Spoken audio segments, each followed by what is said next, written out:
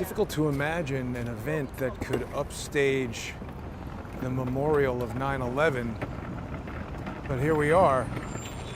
The tragic death, the murder of Charlie Kirk. That was one of the most brutal things maybe to happen in 24 years. I mean, it's not to say that the death of one person overshadows the 3,000 some odd who were killed 24 years ago on a day remarkably similar to today. The weather is very sunny right now. And prior to that cataclysmic occurrence 24 years ago, it was a beautiful day.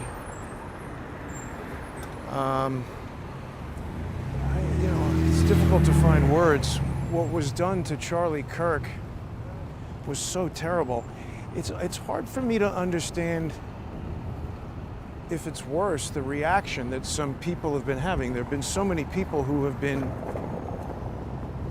celebrating the death of Charlie Kirk. I mean, what is wrong with people? We've got so many psychopathic people living among us. And when I say that, look, obviously I'm not a mental health professional, but it's my understanding that one of the definitions of psychopathy is the inability to feel remorse for other people, to understand that even if you didn't like Charlie Kirk, the guy's got a 3-year-old daughter.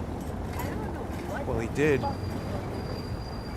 1-year-old son, a wife. What happens to them now? And people are celebrating those sick people.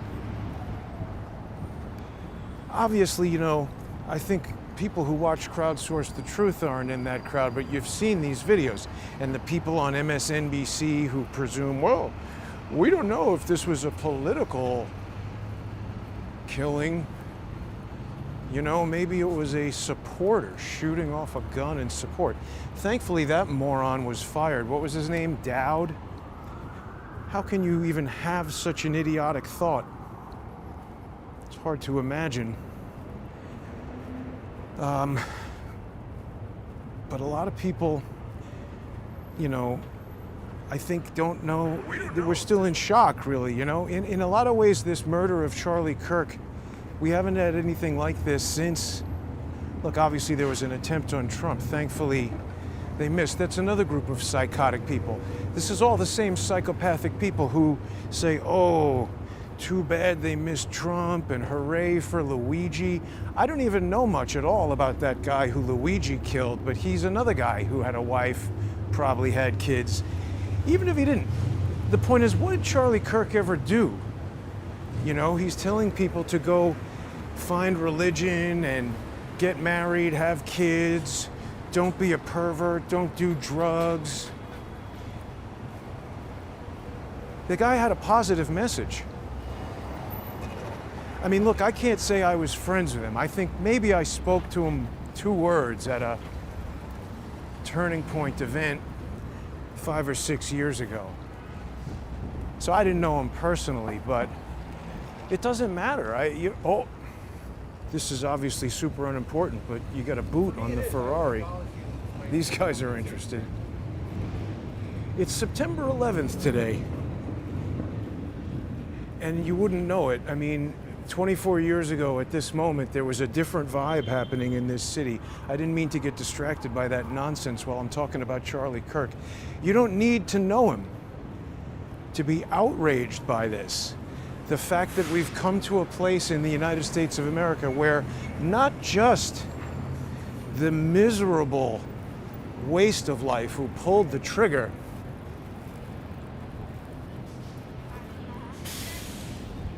but all these people who are saying, yeah, celebrating it. TMZ, Laura Loomer had that clip of TMZ people cheering when the news came up that Charlie Kirk was dead. They're cheering that. What about his little baby girl? I saw a video this morning of Charlie Kirk. It was being recorded by his wife, right? It's a cell phone video. They're at the toy store with their little daughter. Maybe she's 2 or 3 in this video. Tiny little child. And she runs up to this doll and she grabs the doll at the toy store. And Charlie is talking to her. He says, well, now wait a minute. You can't just have everything you want. Have you been a good girl? And he starts getting into this conversation with her. And she says, yes. And he looks up at his wife, his heart is melting, and he says, okay, I'll buy you the doll. And then they walk away down the street with the doll. Charlie and his daughter. And people are cheering that that's been destroyed.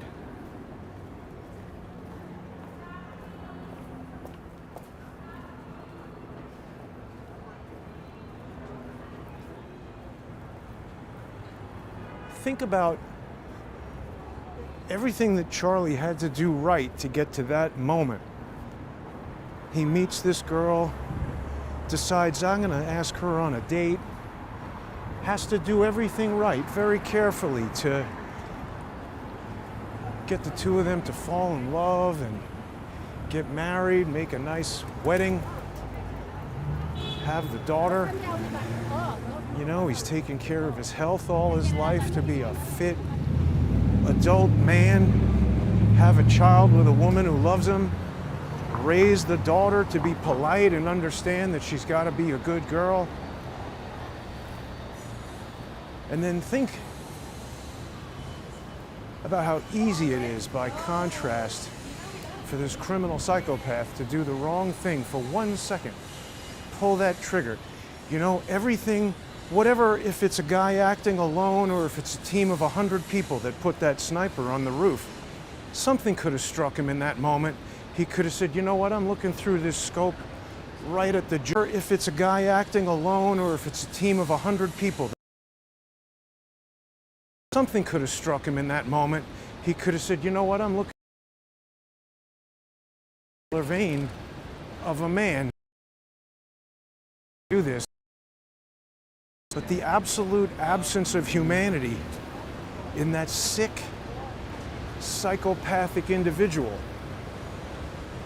he pulled the trigger and ended not just Charlie's life. What's his wife gonna do? What's that little 3-year-old girl gonna do? I don't have kids, but all I can think about is that girl saying, Mommy, can we see Daddy now?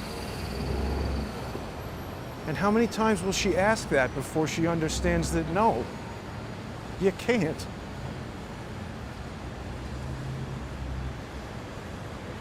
There's nothing they can do to whoever did this that will fix it. And that's not to say he should be let go. The harshest available penalty needs to befall that person. I just wonder, you know, Steven Crowder had a good broadcast I saw earlier. He got some information from somebody at the ATF or the DOJ. It made sense what he was saying.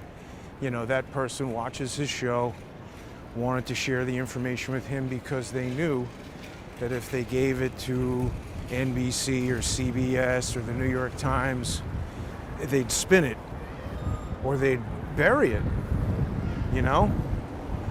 Now the caution though, the thing that I observed, here's another person who doesn't care about anybody but himself, riding a bicycle on the sidewalk. That's the problem. We got a lot of people who don't care. That's small, of course, but it's this whole attitude. September 11th, 2001, nobody was riding bicycles on the sidewalk. People were walking around black, white, are you okay? Can I help you with that? We've come so far in the wrong direction since that day.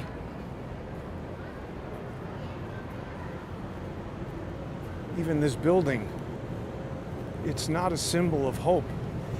It's a symbol of tyrannical. That's not what's supposed to be there.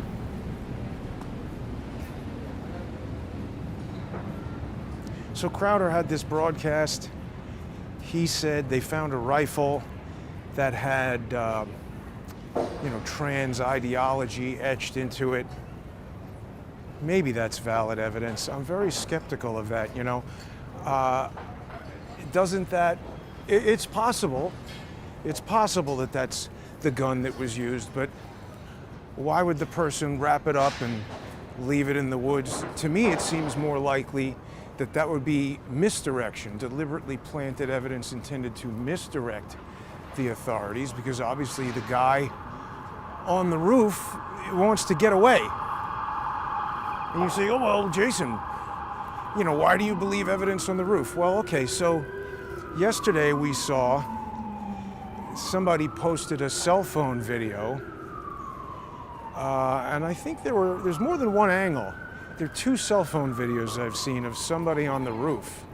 And the best one was from somebody who I don't even think realized. You know, there's one guy who says, hey, isn't that somebody over there on the roof?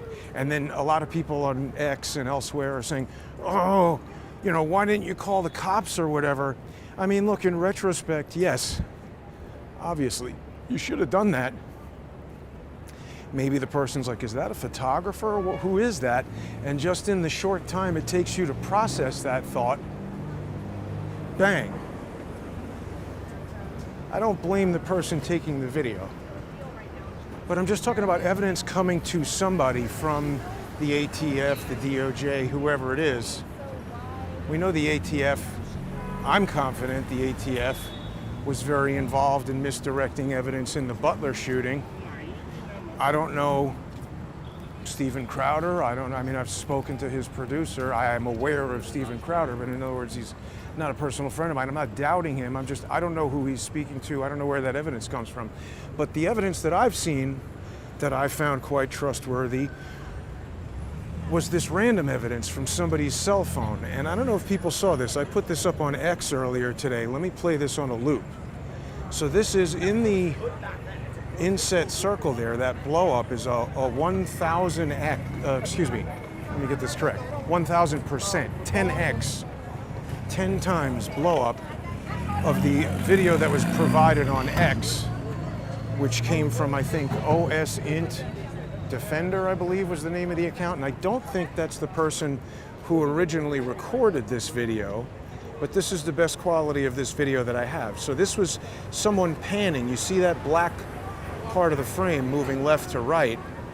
What I've done here is I've stabilized this video, because this was someone just inside a room, like a library or something on campus, with a panel of windows there looking out, and they were just panning across the crowd. This person who took this video didn't even realize they got imagery of what looks like somebody on the roof. So someone else saw the video, noticed this little character on the roof, and said, oh, I've stabilized the video, but it looks like it's something stuck to the window.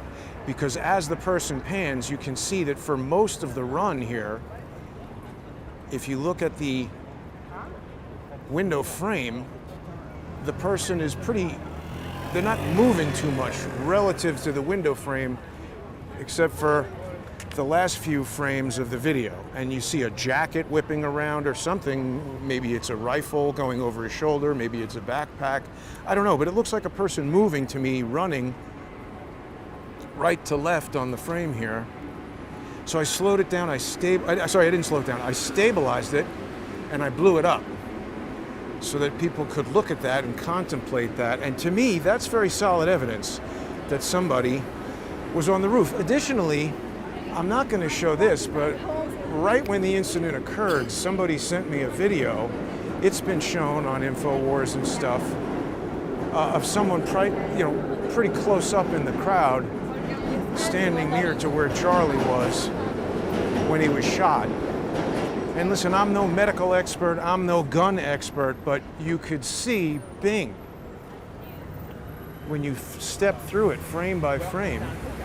One frame he's sitting there, one frame his shirt flips up as if his body has just been struck. And then the next frame there's a dot on his neck, obviously a hole, pretty small actually. And then it was like somebody turned on a faucet. I saw that. I mean, when everybody said, oh, he's in critical condition, maybe he'll be okay. Look, I didn't want to be negative, but it was obvious to me that nobody could survive that. I have to think he died within seconds of that. I don't know how quickly you die from how much blood loss, but I don't know that I've ever, not in a movie, seen that much blood come out of somebody. It was horrible. It's not big, he just has a lot of fur. So anyway, that evidence leads me to believe that there was somebody on the roof. Also, just the fact that that hole in his neck was so perfectly placed, the person doing it obviously had some level of experience with guns. Very good aim. You know, I mean, that's... Even if we can't People said, oh, well, why wouldn't they shoot him in the head? I don't know. I'm not a professional sniper.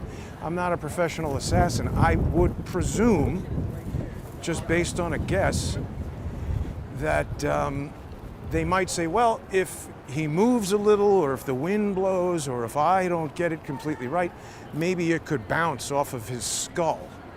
Obviously, bone is much harder than skin. And if you aim for his jugular, I say that's a kill shot. I guess. It's the only thing I can guess. So that makes me think that this person was, at first I said a professional assassin, but then they released this surveillance video of somebody wearing all black, which does seem to at least match the silhouette. Now granted, that's a very low resolution, small little clip. Even when I blow it up 10x, 1000%, we basically just see a silhouette running there. You can't make out too much, but that's at least consistent with a guy wearing all black, and now they've got surveillance video of a guy wearing all black. It starts to fit together. Yeah, people are saying they wouldn't celebrate the death of even their worst enemy. I mean, I agree with that. I don't even think I celebrated when we heard that, you know, Osama bin Laden had been killed. And that's ostensibly someone who they tell us is directly responsible. I don't think that's it. Telling people how great that Charlie.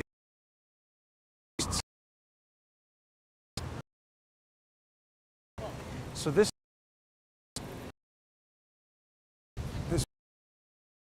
now it's days to get in here around September 11th.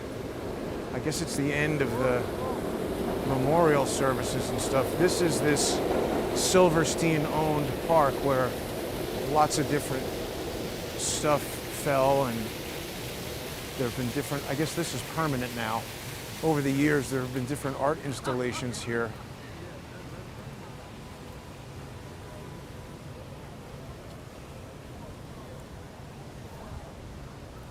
The way they have this set up seems to change every year. I mean, again, I don't remember what time of day I was down here last time.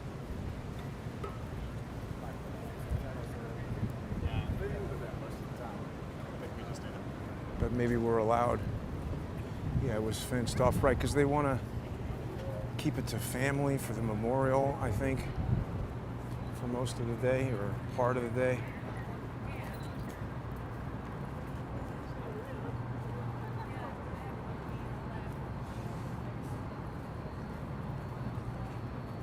But I think a lot of people are rightfully thinking about Charlie Kirk today and the horrible fate. Because again, what I was trying to say before is, it doesn't matter if you were friends with Charlie Kirk, or if you didn't know Charlie Kirk, or even if you didn't like Charlie Kirk. Anyone sensible is going to realize that this means that we've gotten to a place in society where you just can't even disagree. You can't go out in public and expect it to be safe. I mean, this is not a civilized society where you just murder people.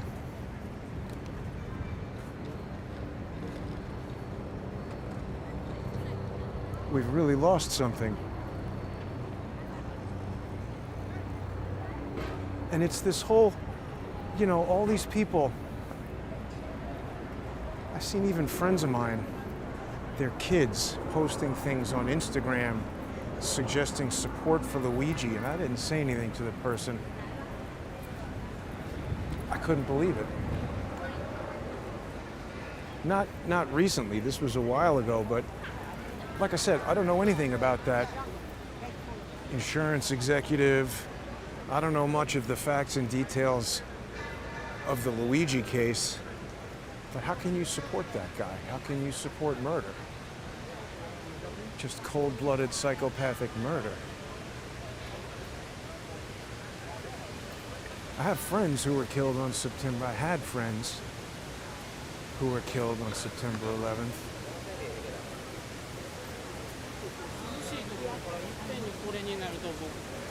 Howard Lutnick, the Commerce Secretary, was the CEO of Cantor Fitzgerald. A friend of mine worked there. He was up on the 98th floor when the plane hit. And don't come in the comments telling me, oh, no planes hit, Jason. That's nonsense. I debunked that with Ole Damagard. I was super disappointed with Ole. Not that he disagreed with my assessment, but that he couldn't intelligently articulate his alternate theory. I gave him a very scientific. Anywhere else. So right here are the names of the 600 close Cantor Fitzgerald employees. They're the firm that lost the vote on the flight during the attack. I know. See, so many of these people weren't even alive when this happened. It's amazing. I am getting to be an old man coming here, and for these people, this is ancient history. I don't want to do this, but if I think hard enough, I'll remember the smell. It's starting to happen.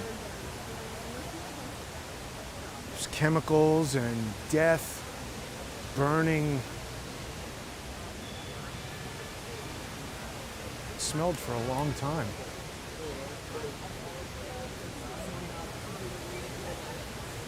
Like burning concrete and hair. I think most of these cops were little kids when this happened. I had an encounter yesterday in the park. Bella Abzug Park, up there by the High Line. And it's a nice park, you know. They got a fountain. It makes a sound like this. Sounds like a waterfall. It's kind of relaxing. A lot of people like to go there and read and do yoga. And I was walking through there, and there was this table where 3 thugs were sitting there, smoking, rolling joints, doing all kinds of stuff. And I'm not making any kind of comment on cannabis. It is legal. I support the legality of it, but it's not legal to smoke it in public, and it's certainly rude. Cigarettes are legal. Booze is legal. You're not allowed to drink and smoke and cavort in the park. It's for little kids and old ladies to be able to enjoy it without feeling like thugs control the place. So I've been trying to take the advice of wiser people and not directly confront these morons. Particularly, we see, you know, we got all kinds of assholes riding electric bikes through parks where they shouldn't. We got people who are stabbing on the subway. And so directly confronting people, you know, it's maybe not the best idea. So I took a few steps out of the park, and by chance there were 4 police officers and a police car. And I said to them, excuse me, officers, I don't know if you care about this, but there's some thugs smoking weed at a table right over there in the park where little kids and old ladies should be able to hang out. Maybe you want to go say something.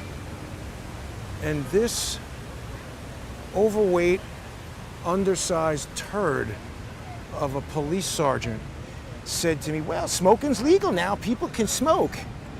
And I exploded. I called this woman a fat little bitch. And then there was another police officer smiling as I said this. And I said, you guys are a fucking disgrace. Smiling and laughing. Go in there and do something. Enforce the law. And she's like, oh, are you calling me a bitch? I said, that's right, you fat bitch. 5'1". She's a danger to every single person in New York City except for criminals. Because you see, a person like that, we were discussing this with Adam Johnson the other day, she's incapable of physically diffusing a situation with somebody, not from me, but somebody potentially dangerous.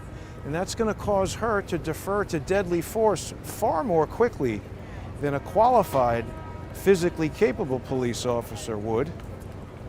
And I think that makes her a danger and unqualified.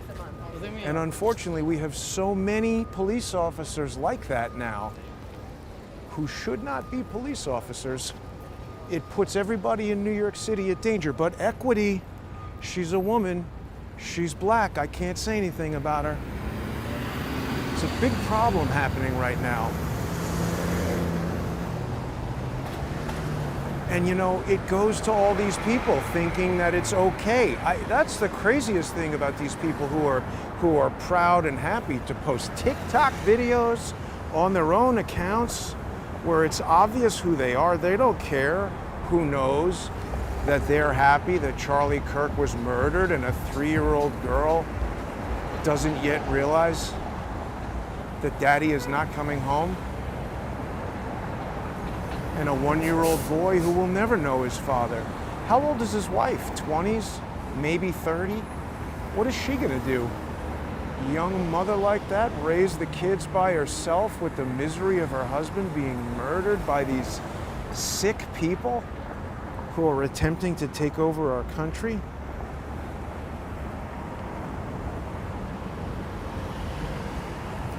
Yeah, people are saying, do you not know that they don't care? So, Liska Kissa says this is a Mossad operation. Are you fucking stupid? Go find some evidence before you start blaming specifically who did it. You don't know who did it. There's so many hate-filled morons because, you know, you say some shit like that, Liska Kiska, and everyone's like, oh yeah, Mossad, Israel, Jews. And then people come at me and say, oh, you're Jewish, you must be a Zionist. You are so fucking stupid, Liska Kiska. See, this is just probably somebody coming into the comments to say that just to upset me, to get me to respond to them, because there's so much crap like that.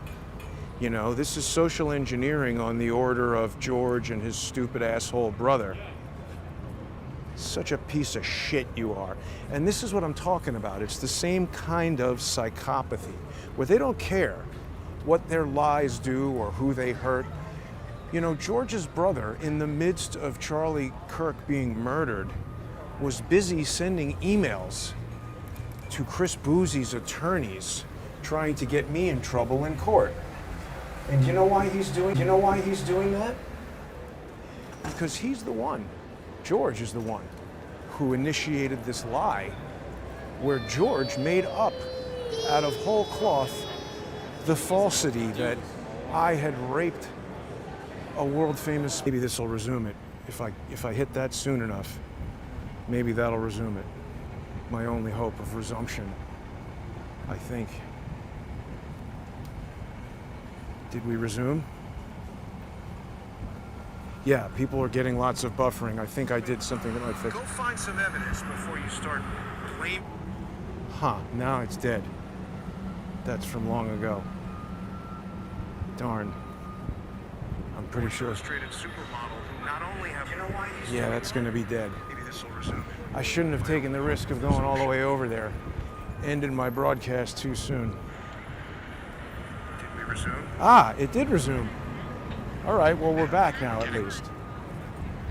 So yeah, sorry, I need some better tools for telling me when the connection is getting weak. It's working now, good. All right, well, I've figured out a way to recover when that happens, so I'll stay outside. I was gonna go over by the water, but I guess that's a spot I can't go in. What I'll do is, for people who are interested in, you know, really hearing everything I'm saying, and as a thank you to people who sponsor the show, I'll post this full broadcast after the show is over for sponsors on subscribestar.com, patreon.com/crowdsourcethetruth, patreon.com/crowdsourcethetruth, and crowdsourcethetruth.substack.com. But what I was getting at is idiots who inject stupid comments or try to get involved in social engineering are in some ways just as bad. Obviously not as a murderer, but they're psychopaths as well. They don't care what's going to happen to me or to the other people that they antagonize. These guys don't care whose leg they break with the bicycle that they're riding on the sidewalk. The cops in the park don't care either. They just want to get their pension and, check their cell phones and go home and basically do as little as possible. Somebody had a pretty irritating comment. This is their opinion, it's fine, but it really bothered me. I made a video, I put it on Twitter. People who are following me on X, people who are following on X might have seen this. I intended this to be a tribute to Charlie Kirk. Take a look at this. If you strike me The down, dark I side. shall only become more powerful than you can imagine. I mean, I thought maybe Charlie Kirk would like that. It's my opinion.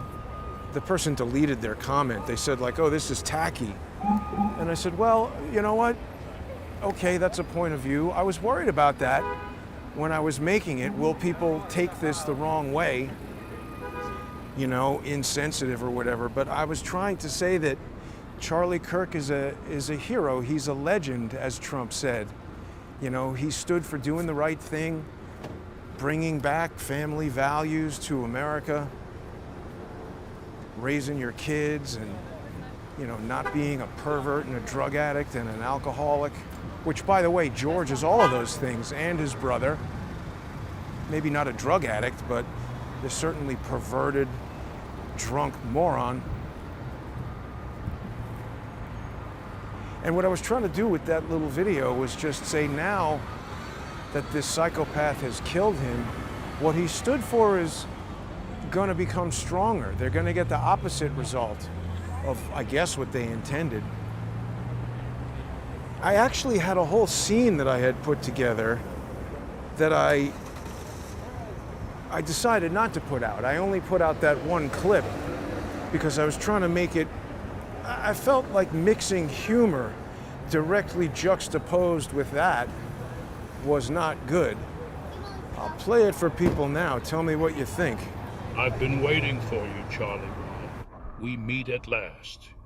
You know how this works. We're going to do questions, and if I like your answers, you get a hat. I mean, again, this was my intention to be a tribute to Charlie Kirk. I don't know him personally. I don't know his family, so I didn't put that second part on Twitter. Just play it for people here to see it. Yeah, Charlie Juan Kenobi. So people say it's still buffering badly. I'm doing everything I can to make that not happen. I mean, it's a trade-off, right? People like to see the show live, and it's interesting because we never know what might happen to me. But, we're walking around. Who knows what the different mobile network bandwidth levels are around town or who's interfering with what.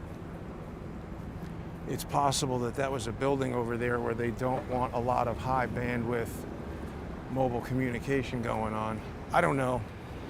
People tell me get these packet sniffers or whatever you can get. I'm only one person. It's difficult enough to walk around controlling all of this equipment.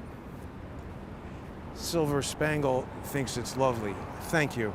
That's what I mean. I was just trying to put something out there.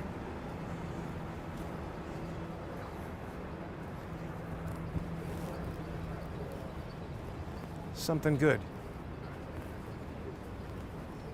So what I was saying when I was walking into that building is that George and his brother are such despicable people that they'll seize on a moment like this. I'm talking about them not to make this about me, but so that people understand this is a network of people, and it's not a joke, and it's not a game. They want to destroy lives to achieve their goal, whether it's by shooting somebody through the neck or taking away their ability to earn a living or to have free time where they might meet a wife and have a family.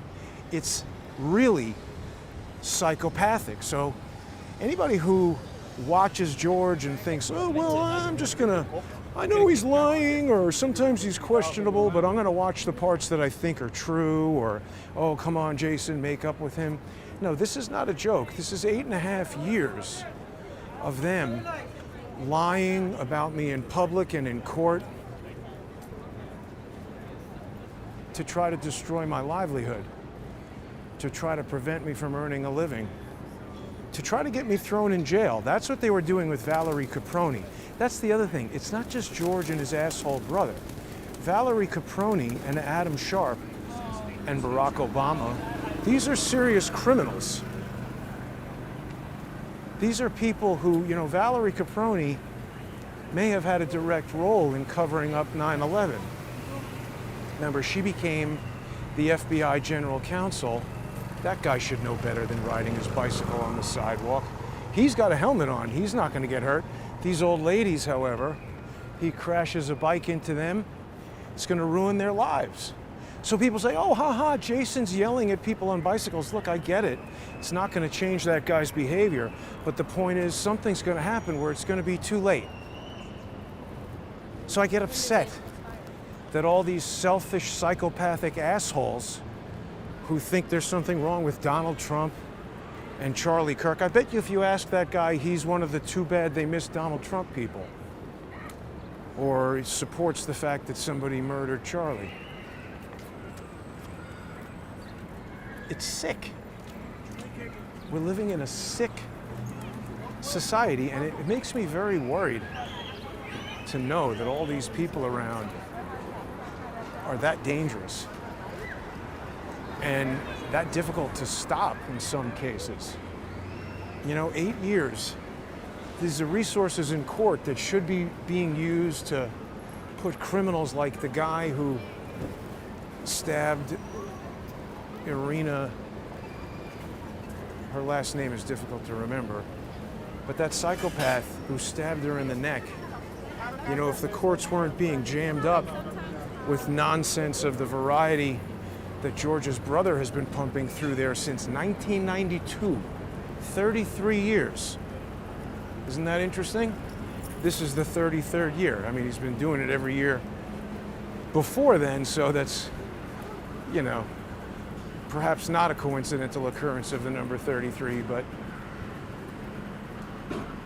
abusing the courts for 33 years and nothing has been done. I'm going to get that guy put in jail because it's not just that he's bothering me, he's a criminal cyber stalker and a serial harasser. Cyber stalking and harassment are crimes. And just like these lazy police officers won't do anything to stop crime in the park, they won't do anything to stop any crime. We've got Lisa Cook setting the mortgage rates while she's stealing money. That's tax fraud. Then we've got a judge, Jaya Cobb. She says, no, it's okay. Trump can't remove her for cause because she did that before she got into office. I mean, this is idiotic gerrymandering of logic, facts, and law. She initiated the mortgage fraud before she got into office, but it creates an ongoing tax fraud that's happening while she is in office.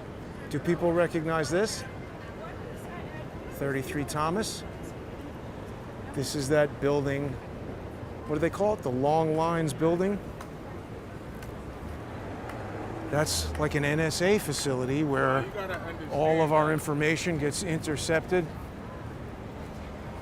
and the Fourth Amendment gets abused. That's one of Valerie Caproni's claims to fame. She loves abusing the Fourth Amendment. She's all about it. I mean, that's a horrible woman who needs to go to jail. Now let's see. Reed Street. I just hope that Kash Patel is up for it. So, right, I didn't finish this thought, I don't think. We had this evidence from Steven Crowder where he was saying that the guns had trans ideology written on them. Well, to me, that just seems like distraction evidence that will be wrapped up in a towel and thrown in the woods so that for the first 2 days, the FBI and the ATF are caught up in investigating that. I mean, this is obviously somebody who, he's on the roof there. We see him trying to escape. So this is obviously someone who planned to escape. How much other planning went into it? This is the other thing I wanted to talk about. The Charlie Kirk murder, to me, it seems like it was done by the same people who were behind Butler. And I say that because there are certain similarities. We had these tweets that went out from an account that said, oh, something is going to happen tomorrow with Charlie Kirk. And then we see it the day that something happens, and then that account gets deleted. Maybe that's organic activity. Maybe it's just the kid on the roof set up a fake account to do that. Maybe he told his friend to set up a fake account to do that. But it's interesting to me that there's a certain type of mindset that will automatically say, oh, this was a lone nut, Occam's razor, that's the most likely, that's got to be the answer. There's the anti-conspiracy mindset because there's been so many years of people being propagandized with that word, conspiracy theory, to make you think that even talking about the possibility of 2 people or more engaging in a crime is a conspiracy theory, so it's got to be crazy. Well, I mean, I just look at that bullet going right through Charlie's neck, so precisely placed, where how many people said, oh, next time don't miss, making jokes, ha ha. I think even Joy Behar and those idiots on The View made certain jokes like that. Don't miss, right? And what kind of unstable moron is out there hearing that, thinking, okay, yeah, I'll be the one. Look at how they're lauding Luigi. He's a hero. What's this? Thomas Edison. The history of Western Union. What is this?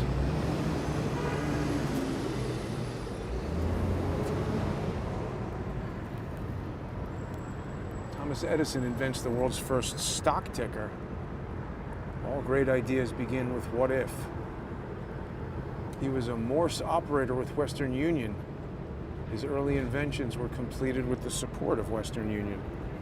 Didn't know that. See, there's a lot of history in New York. We've just come so far from some of this kind of stuff. Western Union has the first domestic communications satellite for the United States in Westar 1. In 1982, less than a decade later, Western Union became the first company to have 5 communication satellites in orbit. Here, look, Westar 1. Do people see that?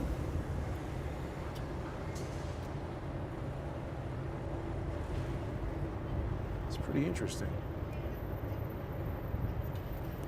So we've gotten so far away from this, I don't know how old Thomas Edison was when he was a Western Union telegraph operator, but today's version of Thomas Edison is some 25-year-old shithead sitting in the park rolling a joint. And I mean, listen, there's a time and a place to enjoy yourself doing whatever. Some people would say that that is a Tesla. So I'm pretty sure there are some buildings down here that were at one point affiliated with Tesla. I'm sure those are radio towers now, doing whatever. But, there's an untold history. I guess it's told by somebody, but not me, because I don't know it. But where was I?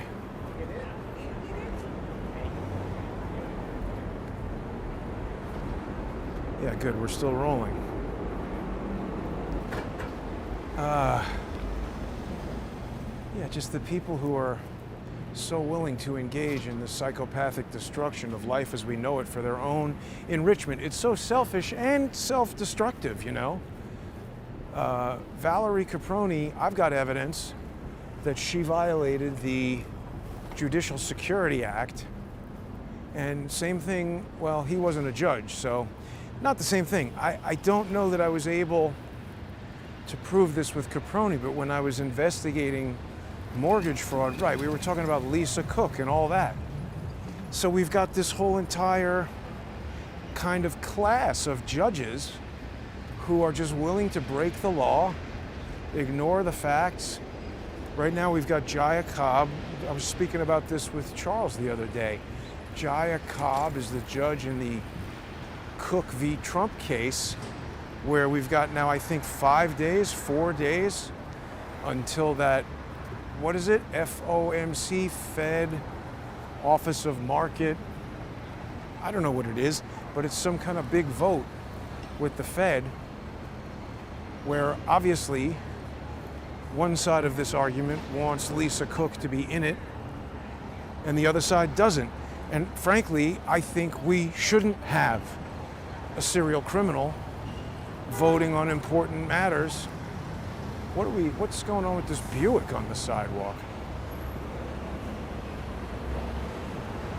I mean, as we've heard ad nauseum, she hasn't presented evidence to deny that she had anything to do with this mortgage fraud. She hasn't said, hey, this is an error, these documents are wrong. Who the hell is this? Fire officer. We just park on the sidewalk.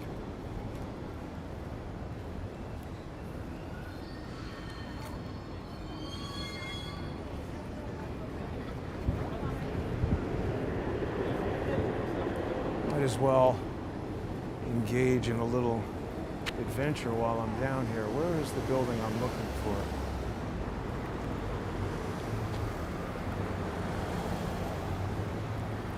What's life without a little adventure?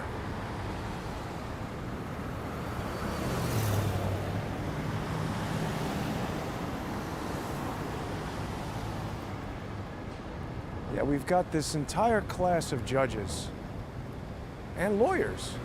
Again, goes back to my conversation with Adam Johnson the other day. His prosecutor thinks it's all right to walk up to the guy's vehicle and start stabbing him.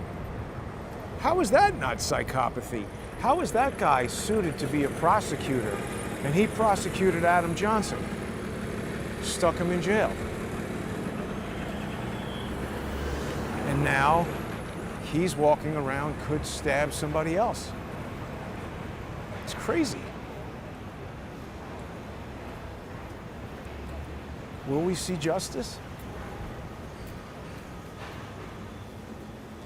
I'm all over the place here, but so we get this gun as evidence from the ATF through Steven Crowder that has all this trans ideology written on it. I mean, doesn't that seem like that's what happens every single time? Do they really copy each other like that, or is that somebody trying to plant evidence to make people think something?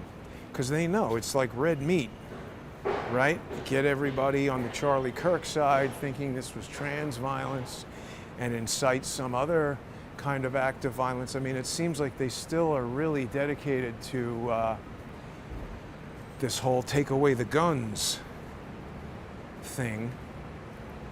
And by the way, Charlie was a big supporter of the Second Amendment. He would not want people's guns to be taken away.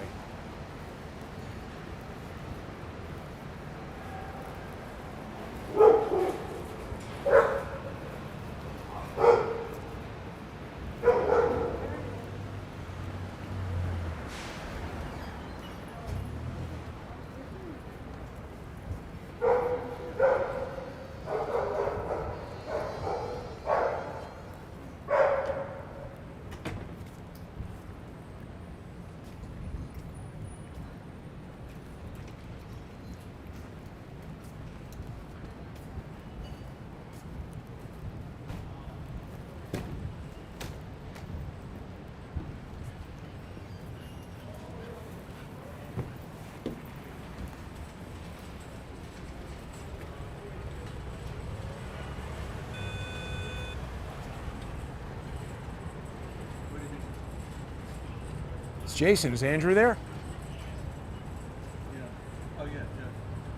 this guy said, who is it down on the street? Nobody answering here. Wow. I'm not going to go in.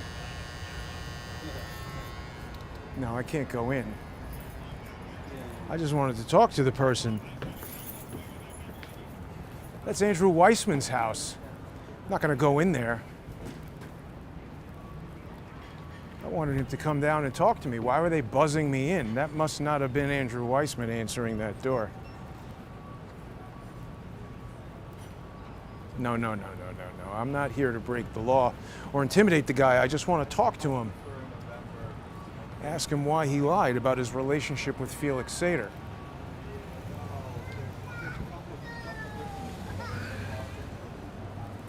That's weird that somebody there would buzz me in.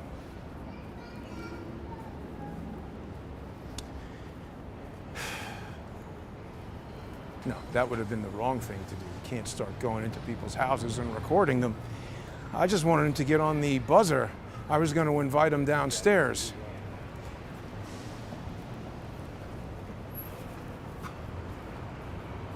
Crazy.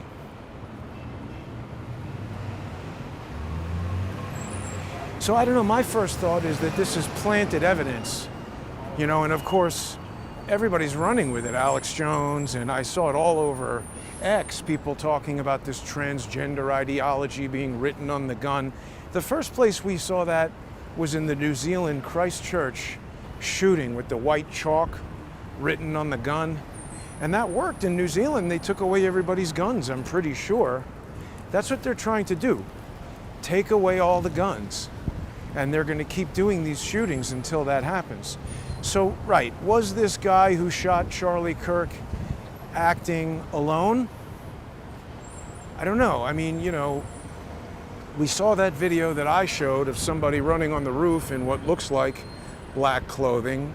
It really could be anything from this distance with a silhouette like that. But there's surveillance video, I think from campus, that the FBI has released that shows a guy in black clothing, which certainly would match this. And hard to say even from that surveillance video the FBI has released, but it looks like it could be a college student. Now I looked into the gun policy at the, what is it, Utah, whatever it's called, university there. I forget the name now, but I looked into their gun policy and it matches Utah state law, meaning students who are 18 years old or older are allowed to have firearms on campus. So my first thought would be it seems to me more likely that it would be someone who was a student there, because students would have more access to campus buildings than somebody coming from off campus, right? I mean, NYU and places like that, you have student ID cards that allow you into buildings where if you're just a person off the street, you might not be able to access these buildings. So again, you want to kind of like narrow down who you're looking for. Just chasing through the woods for somebody who ran away, sure, that's one approach, but who was this person? How did they get on campus? I mean, that looked like an expensive college to me with fancy library buildings and stuff. Don't they have surveillance video all over the place that they must be looking at right now? Doesn't somebody see that person get into position? It seems like something that they should be able to identify.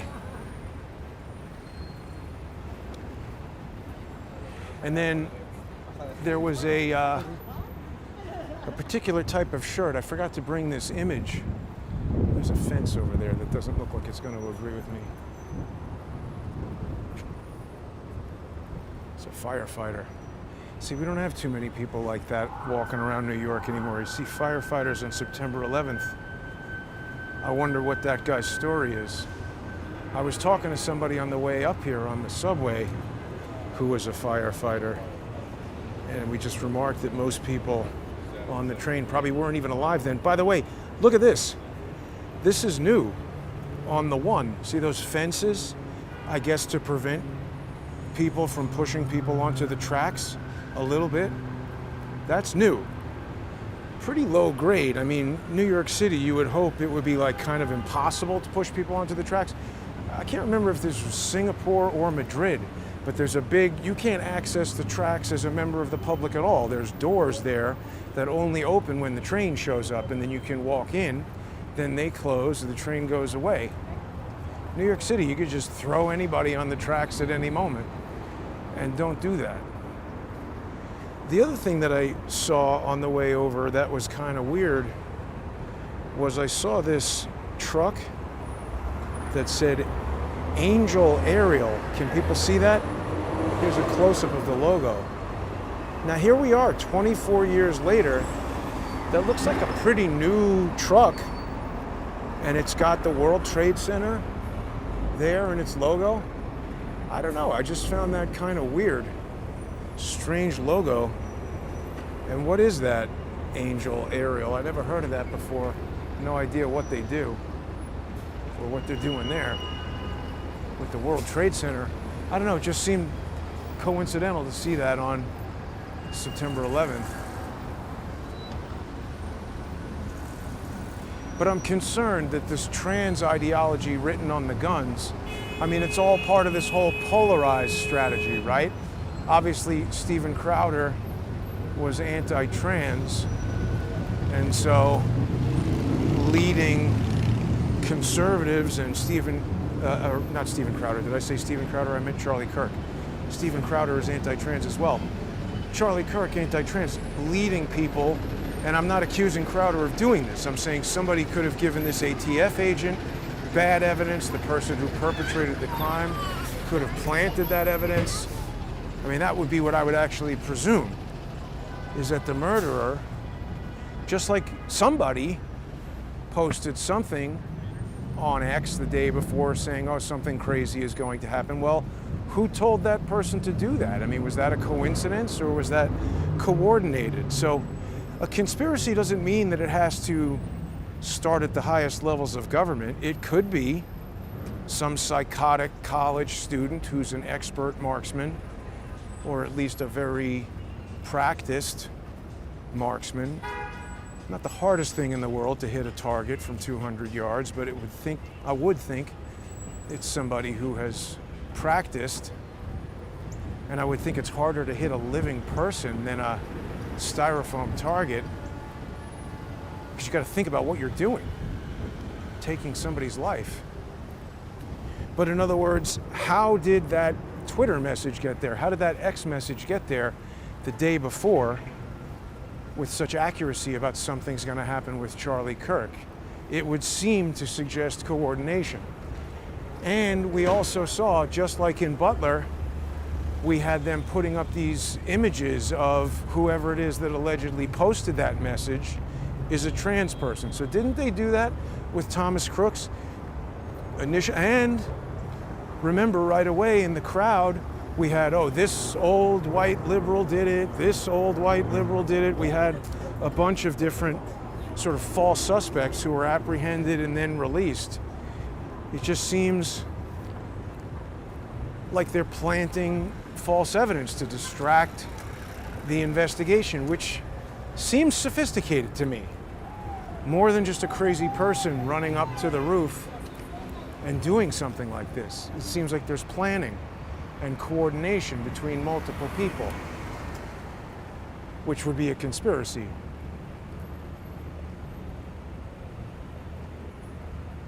They say it was only 50 yards. Well, who said that? I heard it was 200 yards. I mean, the building that the guy was on has been identified.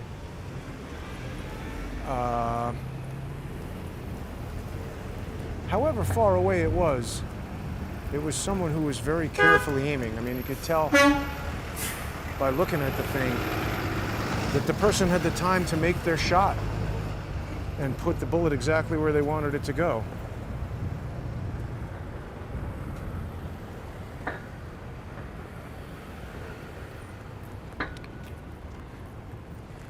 And then, of course, we have the usual chorus of, what's her name, Pocahontas, saying it's gun violence. I think Adam Schiff also said something about this is all to do with gun violence. What about to do with the mentally ill and assholes who don't give a shit about anybody but themselves. That 20-year-old kid,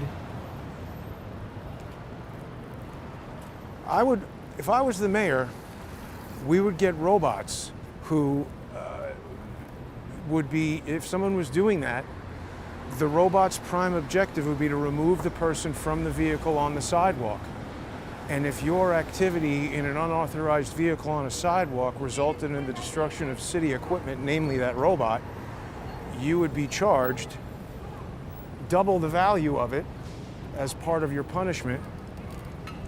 And if that meant you had to work breaking rocks, doing whatever, picking up garbage, we got to start doing stuff like that so that 20-year-old schmucks like that don't ride around on their scooter risking people's health and safety and smiling because they think it's great. That wasn't happening 24 years ago on September 11th. For a minute in time, people cared about each other and realized that life is fleeting and delicate and something that we should all try to protect rather than destroy. Think about all the evil people that are working to destroy the good things that people are working hard to create. It's terrible. Lisa Cook. So we've got this appeal from the Trump attorneys in the Lisa Cook case. I haven't had a chance to read that appeal, but again, I just don't know if the timing of it, I don't see how that could possibly be resolved unless the appellate court picks it up today. And by the way, well, that's in DC, but I'm sure there are important cases being decided in New York that George's brothers' shenanigans are distracting from. I don't know every case that's going on in DC appellate court. Maybe they've got lawfare practitioners who are busily wasting their time and resources there to prevent that important case from going through. I wouldn't be surprised. That's how these guys operate.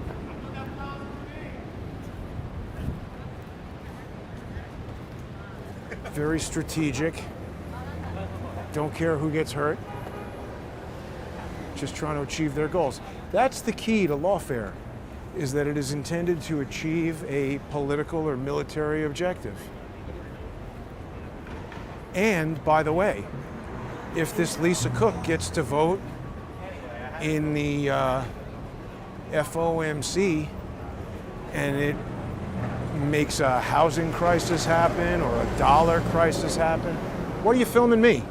Hey, what? Berlin. Berlin? Are you from Berlin? Boston, yes. You're from Boston or Berlin? Both. Thank you. Why are you filming me? Just curious. What do you think about they murdered Charlie Kirk yesterday? I never heard about him. He's a political activist who was He shot was. in the neck. He was. Ah, okay. I heard that, yeah. Are you a Trump fan?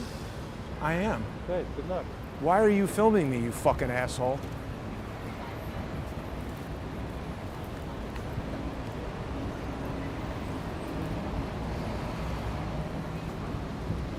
And people say, well, Jason, you're recording him.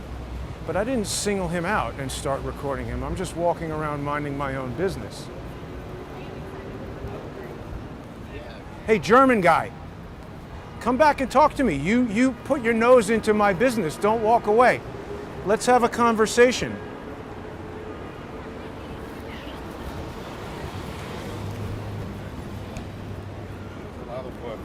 So you wanted to inject yourself into my business. Why are you walking away now?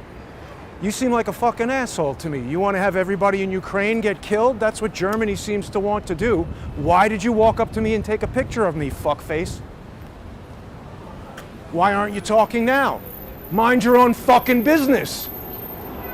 That's what people from Europe need to do, motherfucker. Are you a Trump fan? Fuck off! Walk up to me and take my picture and then walk away like a smug prick. Oh.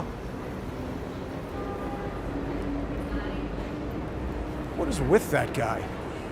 Doesn't want to talk. Suddenly the cat's got your tongue.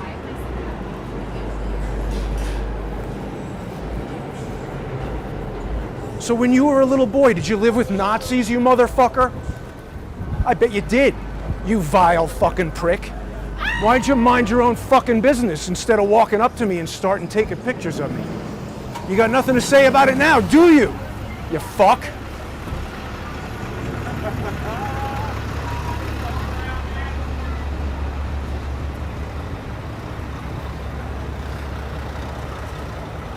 What's that guy doing? Inserting himself into my business, taking pictures of me. People might say, oh, that was a bad reaction, Jason. Well, you see, I'm walking around and there are certain people who track my whereabouts. So when strangers come up to me and take my picture, I'd like to know. Why did you just do that?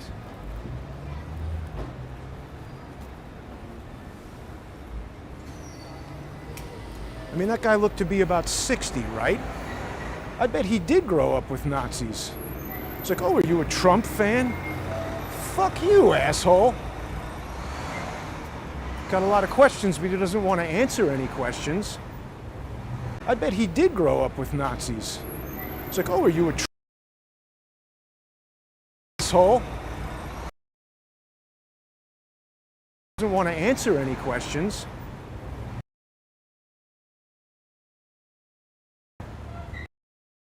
Easy. My mother's probably not watching. At least I hope not. I think she stopped watching a while ago for those kind of reasons exactly.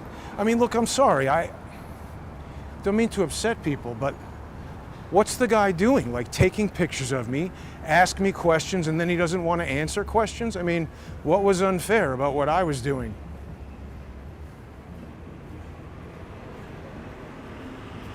The ATF says it was the building across the street. I mean, I don't really... Burr, Boston, he's an idiot, that guy. I don't really believe anything the ATF says.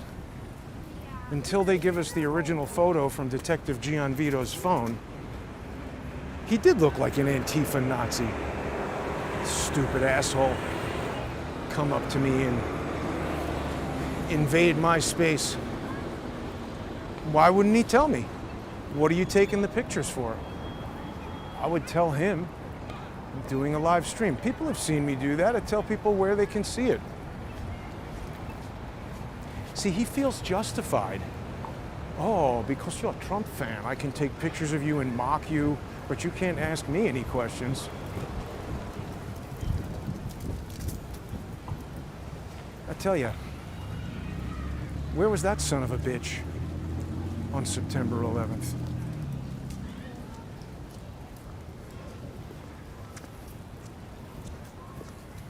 You know, people like that German guy thinks he's coming up. Audio source changed. What's going on? Audio source changing. See, that's weird. Certain weird things happen when I walk around.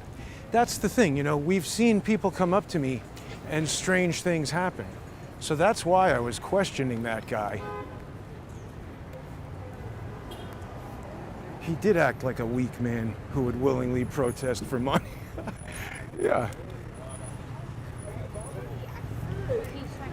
Yeah, I get it, PB girl. I mean, you know, sometimes these people push my buttons, and then, you know, George's brother is probably on the phone to them saying, oh yeah, send in Helmut and tell him to... Do people remember that time that somebody came up behind me and Charles, tapped me on the shoulder and said, how's George? I mean, that's not random. What is that? That's people targeting me on the street. So forgive me, but I'm a little bit concerned about it, and I want to understand who these people are. So if we ever see that pencil neck bitch again, that Nazi twat, we'll know who he is. Are you a Trump fan? Yes, you stupid asshole. And if Trump makes the right decision, he's going to kick Europe, including Germany, to the curb and let those scumbags pay for their own security and defense and economy. Why do we even need them? I'm sure Charles would have a better explanation than I would, but I'm not going back to Europe. I'm definitely not going back to England, none of those places.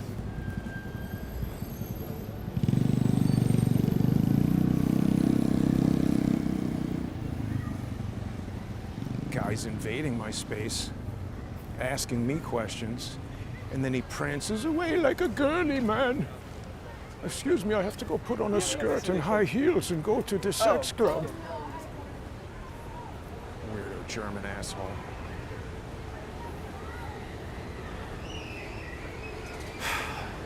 Anyway, it's been a crazy day. I'm sure he knows who Charlie Kirk is. That's why he was smiling. That's why he said, "Are you a Trump fan?" Yeah, he's one of these people who probably thinks that was justified or good.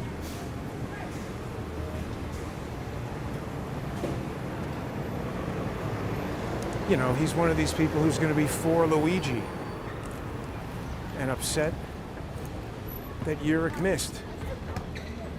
But that's the other thing I wanted to talk about. See, this is the danger of not solving Butler. And when I say I think it's the same people, I'm just saying. So ATF gave this evidence to Crowder. ATF was the ones who are accused of manipulating the photo evidence of Yurik on the roof. And why would we trust them? Right? I mean, we saw the way the NYPD acts when I asked them to enforce the law. Why would we think ATF is any different than that? I suspect they're dishonest, selfish, motivated by their own greedy interests, and maybe they're like that guy, or maybe they're like all these people on TikTok. I mean, you see all these people on TikTok and Blue Sky who are happy that this happened to Charlie Kirk. There's got to be people like that in ATF, DOJ, FBI. They've got to be in there. So couldn't they easily manipulate evidence, work with this guy on the roof? I mean, somebody had some evidence of a private jet leaving a nearby airport and doing some funky business with its transponder. That's pretty interesting to me. What's that about? I just wonder if Kash Patel and the FBI are even capable of solving a crime like this. I don't know if they want to. You know, Kash Patel, he says there's no Epstein Island, or there's no video, or whatever it was that he said. No evidence, no there. What are you talking about, Kash Patel? He told Trump wherever he told him about Butler, Pennsylvania, and Trump said he's satisfied. What are you talking about, Trump? How could you be satisfied? Where is the picture from Gian Vito's phone? Who's that person walking around who looks just exactly like Thomas Crooks going to the supermarket and the lawyer with Thomas Crooks' father? How do we not know? Why are we not investigating? So sketch over here.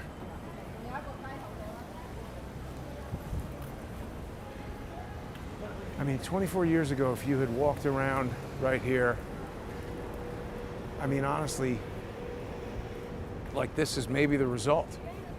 All that money spent destroying Iraq and Afghanistan, where did it get us? What good did any of that do? This guy about to plop his skateboard down.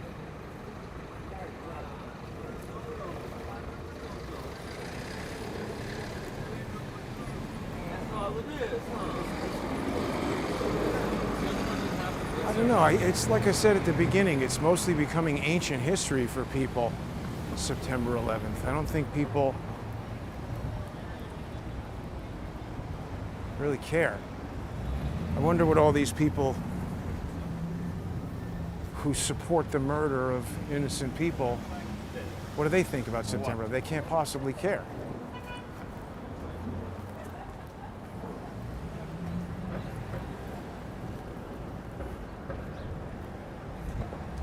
This is that former women's prison. It's clear as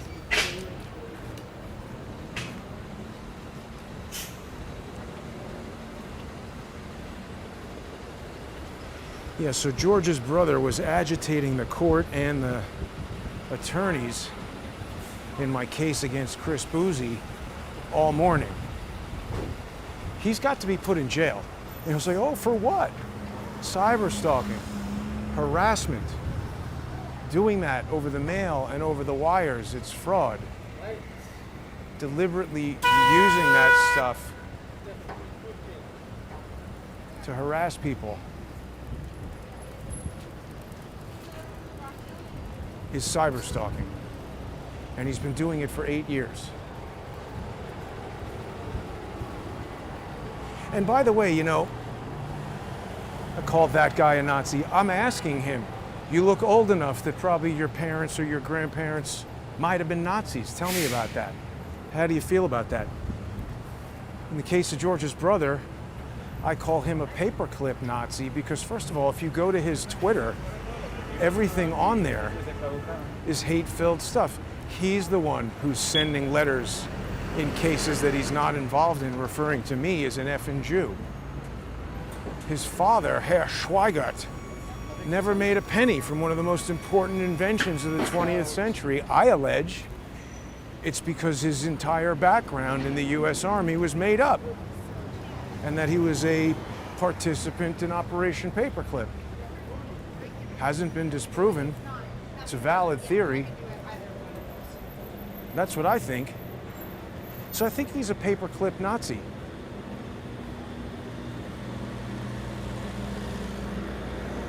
And that he should go away and leave me alone. Looks like they're making a movie here. I'll be in my trailer if you need me.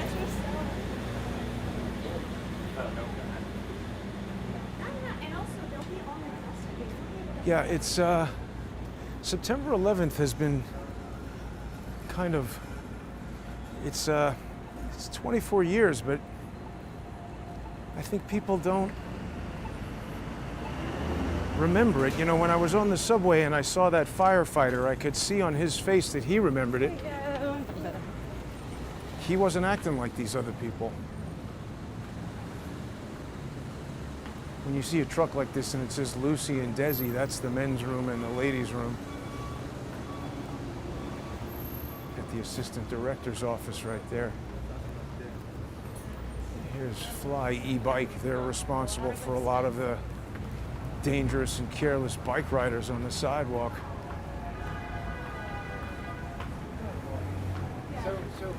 Not good.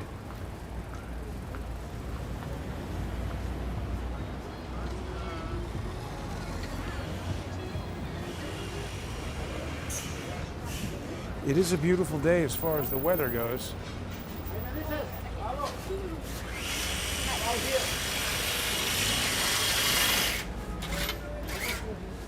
Seems safe. Get the Sawzall out and start cutting aluminum pipe on your knee. What could go wrong?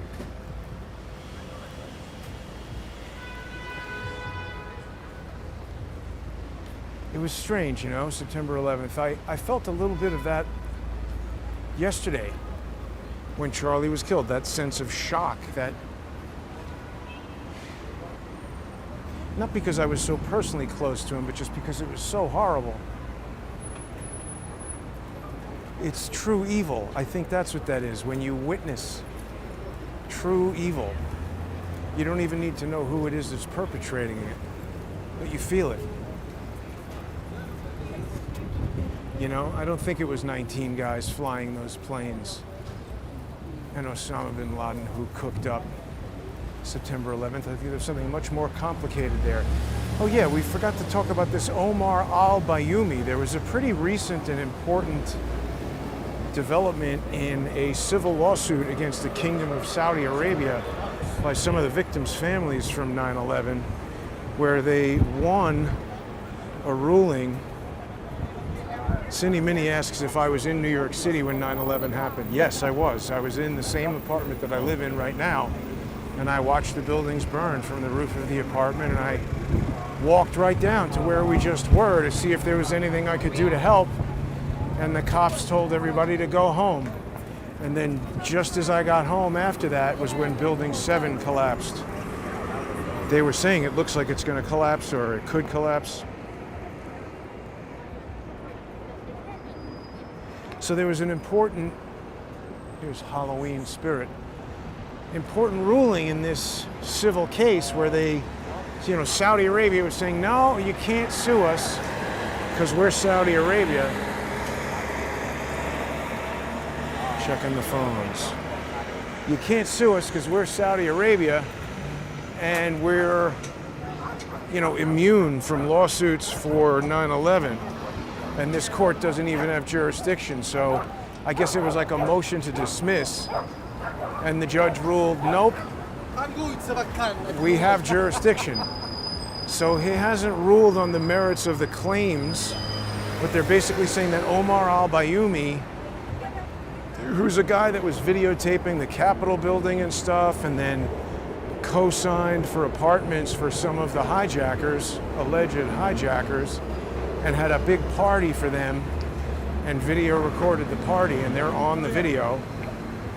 And that guy, so this is interesting. He got deposed.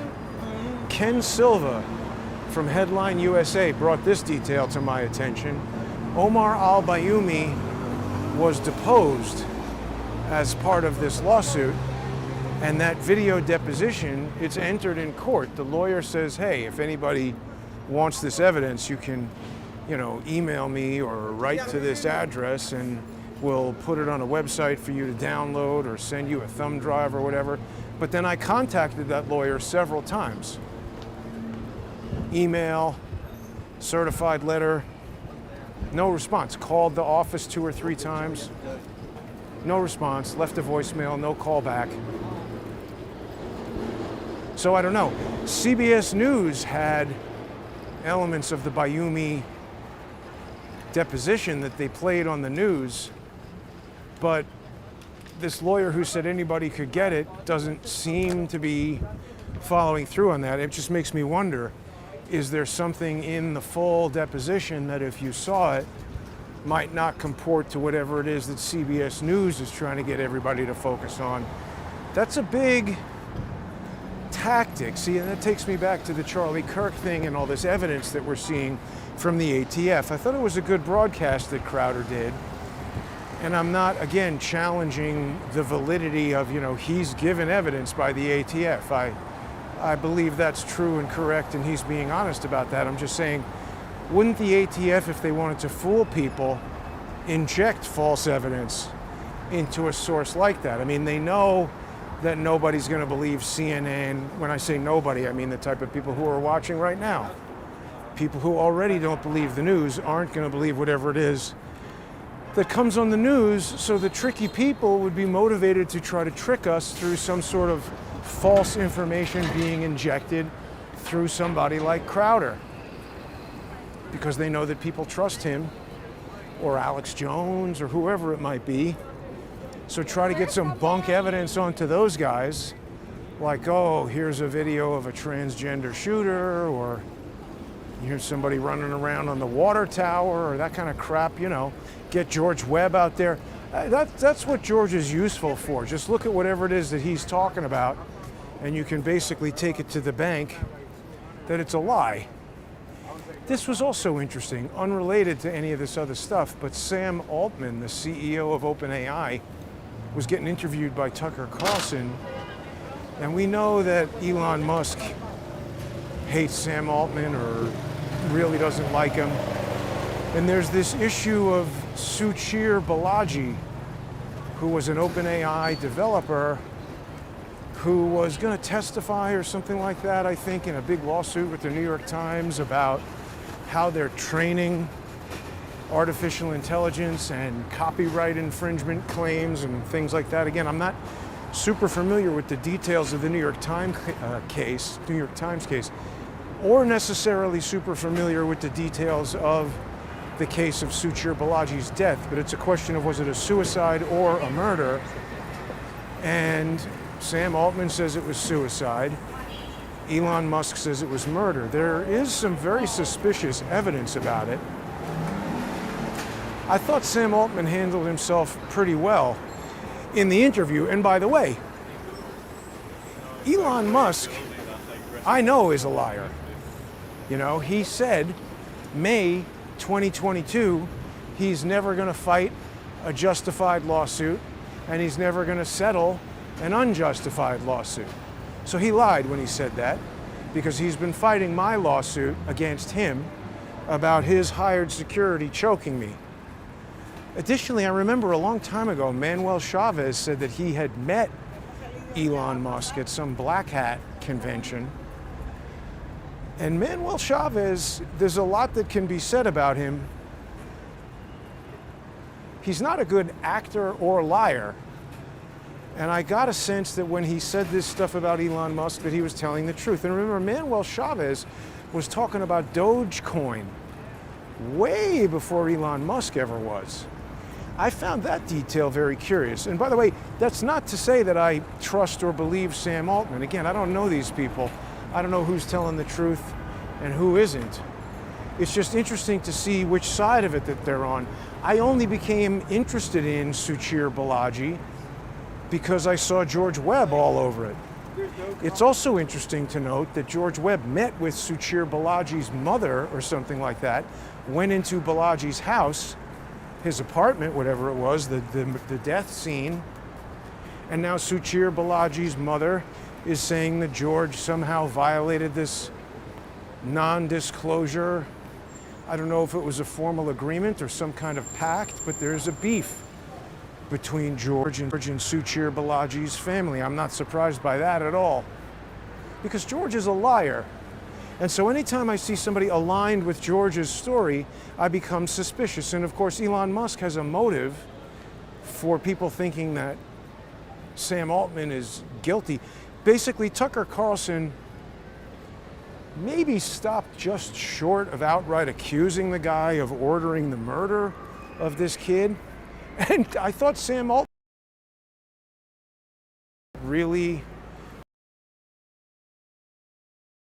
interview by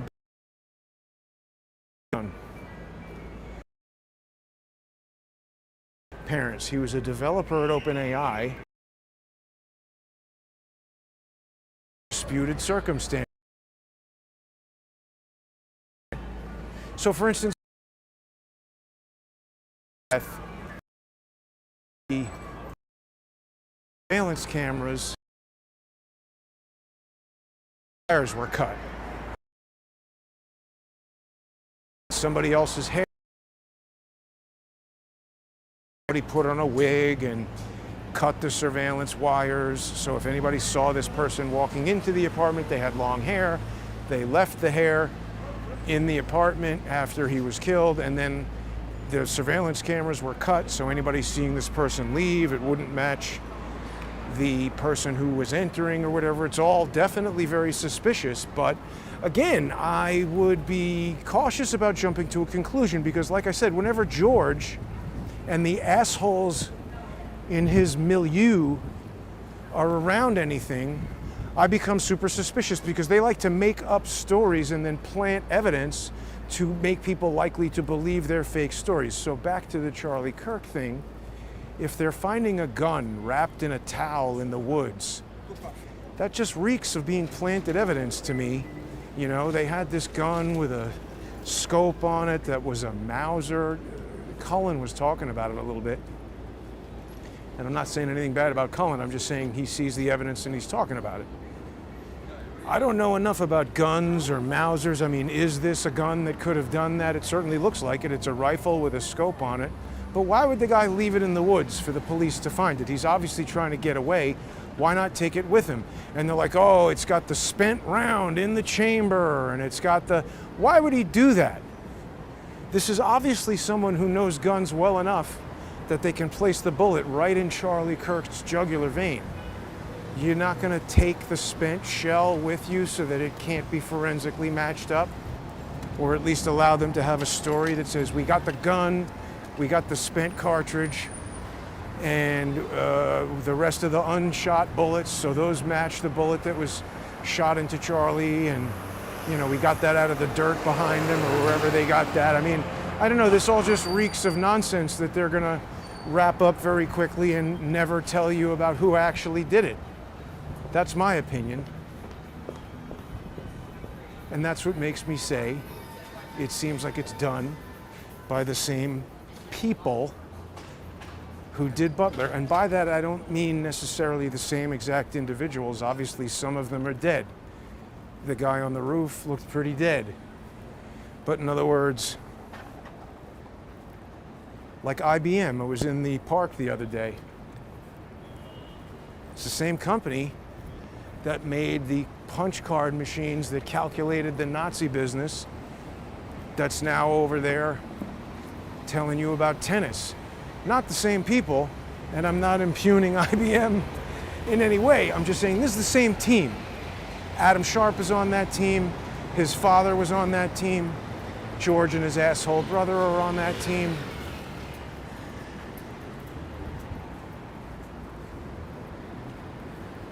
Their father was on that team. I allege. These things haven't been proven. It's my opinion. Anyway, it's been kind of a long stream with maybe some mixed signal strength, but I'm getting to an area where it's gonna lose signal again. So thanks for watching, everybody. Please sponsor the show if you can. Go to subscribestar.com or patreon.com/crowdsourcethetruth or crowdsourcethetruth.substack.com. You should also follow me on X at JG_CSTT and become a subscriber there. It's a terrible tragedy what happened to Charlie Kirk yesterday and what happened to everybody 24 years ago on September 11th.